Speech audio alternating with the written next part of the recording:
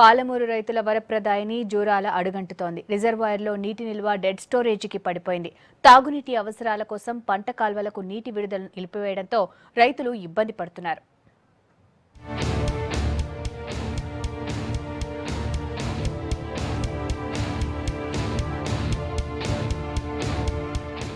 మహబూబ్ నగర్ జిల్లాకు సాగునీరందించే జూరాల నీరు లేక వెలవెలబోతోంది.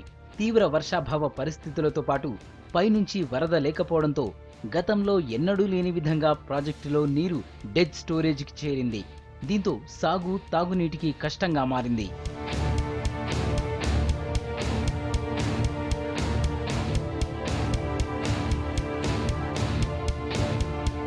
గత ఖరీఫ్లో సరైన వర్షాలు కురవలేదు. అయితే ఎగువన పడిన వర్షాలతో జూరాల ప్రాజెక్టులోకి భారీగా నీళ్లొచ్చాయి. దీంతో ప్రాజెక్టు కుడి ఎడమ కాలువల ద్వారా నీటిని విడుదల చేశారు అధికారులు. 35,000 ఎకరాల్లో పంటలు సాగు చేశారు. క్రమంగా ప్రాజెక్టులో నీటి నిలువ పడిపోతూ వచ్చింది. 11.75 టీఎంసీలున్న సామర్థ్యం 6.45 టీఎంసీలకు చేరింది. తాగునీటి అవసరాల కోసం ప్రాజెక్టు నుంచి నీటి విడుదల నిలిపివేయడంతో సాగునీటి కోసం ఇబ్బందులు పడుతున్నారు రైతులు.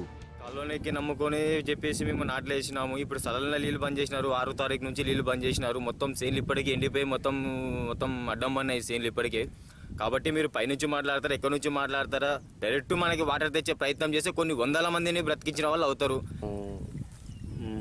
కొంతమంది అరిదేడి అని అల్చిందలు వేసుకున్నారు, అందియాలు వేసుకున్నారు, జాడు పోసుకున్నారు, బస్సులకి నాట్లు వేసినారు. కొంతమంది సడన్గా కాలువ బంద్ చేయడం వల్ల రైతుకి ఏం అర్థం కాకుండా అయిపోయింది పరిస్థితి.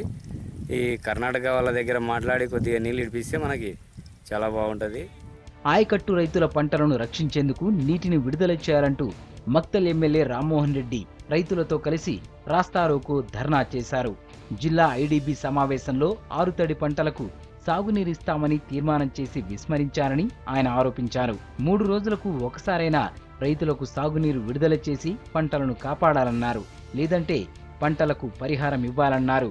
వాస్తవంగా చెప్పాలంటే ఐఐబీ మీటింగ్లో మన కిసాన్ పంటలు వేసుకోవడం సీజన్లో జరగకపోవడం కారణం ఆలస్యంగా వర్షాలు రావడం, ఆలస్యంగా డ్యామ్ నిండడం, ఇవన్నీ కూడా జరగడం జరిగింది. అప్పుడు ఆ మీటింగ్లో మాట్లాడింది ఏంటంటే సీజన్ క్రాప్ వద్దనకుండా వచ్చే యాసంగి పంటలో ఆరుతడి పంటలు వేయించుకొని రైతులకు కొద్ది గొప్ప పంట కలిగించాలనే ఉద్దేశంతో అప్పట్లో ఆ మీటింగ్లో చర్చించడం జరిగింది, తీర్మానం రాసుకోవడం జరిగింది, మంత్రుల సమక్షంలో చేయడం జరిగింది మీటింగ్ కూడా.